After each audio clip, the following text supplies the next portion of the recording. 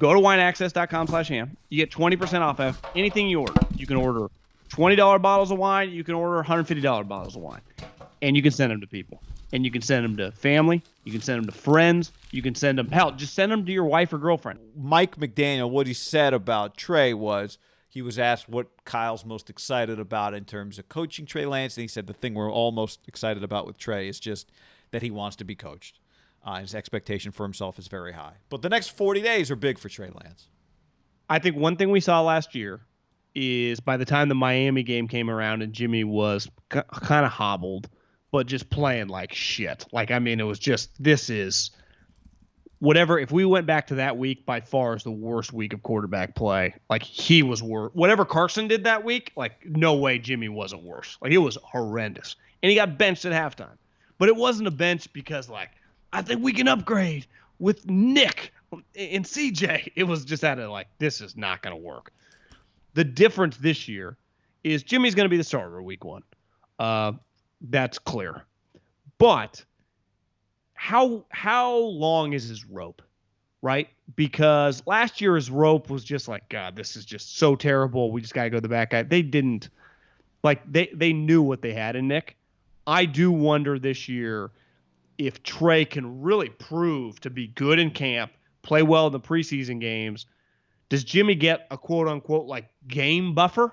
Basically, like, you get a game to play shitty, but you are not like getting a month, right? Does the hook come from the skipper pretty quick? And not from a desperation standpoint, but like, could Trey be better?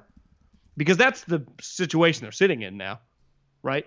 Could Trey be better? And no one will know until he plays. And we might not see him if Jimmy's doing well.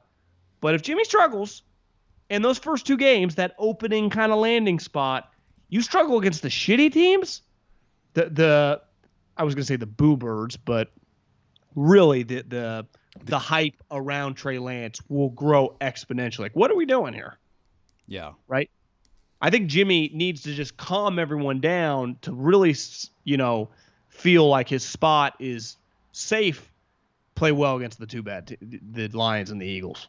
It's the Eagles, right? Week 2. Yeah. Yes. But you play bad against, like, you play poorly against the Lions. People will want to see Trey Lance by the next game, and that's fair. He cannot have the Arizona game like he did against the Lions and then just squirt by and not have the thought like, God, especially if Trey had been playing. Like, if in training camp, you're like, oh my God. Because that's where it's going to look. When the pads are on and him running around, it's going to look a lot different than even when we were sitting there. And as Biederman's like, what's your scouts eye say? Well, I mean, the guy's over 6'3". He's got a hose. He can run. Like, yeah, I mean, this guy fucking looks sweet. But it is a different animal. Like, when he's running, is he throwing like BBs and dimes? I almost said spring training, but the training camp or the preseason games, I guess as they're called, feels like I haven't seen a preseason game in a long time. It's going to be a lot of hype going into a preseason game, and then you'll be like 3 minutes in, you'll be like, oh, this is not as great. This is a preseason game. But when he's in the game, it won't feel like that, right? When Trey's in the game. Yeah. Because we've seen it depends. You hope not. That's what you hope, is that it doesn't look like it. Won't feel like it in terms of expectation, but you hope it doesn't look like that. I'm saying it won't feel, you'll just be invested into watching him play. I think it goes back to what we talked about around the draft. One of the things that I'd heard, you'd heard it, it's not a secret, I don't think, but I'd heard it specifically from someone with the team, was just that the stuff that you hear about Trey Lance's mind and why the Niners liked him so much, not from a physical standpoint, which they obviously liked him, but how much they liked the guy, like that stuff was real. And I think that's part of what this 40 days That's what Welker told you? That's what D'Amico told me. No. But it's that 40 days is what you're banking on is that, right? We gave him, here's your offense. We installed the offense, 7 days of practice. Did you get it? Did it stick? Right? Now the next 40 days, you take everything we taught and you're trying to, learn your language now on your own. You're not in the immersion program anymore. Hopefully it's stuck. So I don't think they have much question about the worker that he is.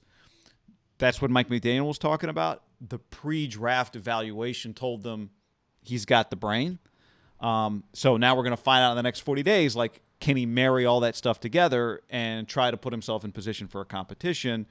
But to your point, the other day when we did what the most devastating injuries would be to the 49ers, we talked about how potentially, if Trey Lance is ready to play, an injury to Garoppolo would not be as devastating as most quarterback injuries would be to a team, would not be as devastating as his injury was to them last year. But that's up to Trey Lance. Like Nick Bosa, if an injury happens to Nick Bosa, it's just devastating. Kittle, devastating. Trent Williams, devastating. Fred Warner, devastating. There is no Trey Lance at defensive end. There was no Trey Lance at left tackle. There's no Trey Lance at middle linebacker waiting on the roster. Right? Yeah. But when we say that, we're talking about what we think Trey Lance could be, what we think Trey Lance is going to be, based on the potential that he has. Now it's up to him to make it so that if something happens to Jimmy, or if Jimmy's not ready, he can soften the blow. And he doesn't have to be as good as Garoppolo. That's what we talk about, like a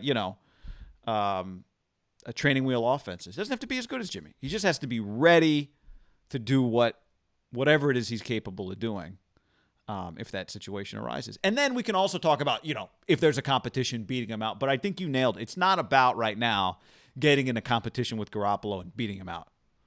It's about being ready in case he's needed. Right? If he beat out Jimmy, great, but that's not him being needed. If Garoppolo got hurt or struggles, now it's about him being needed.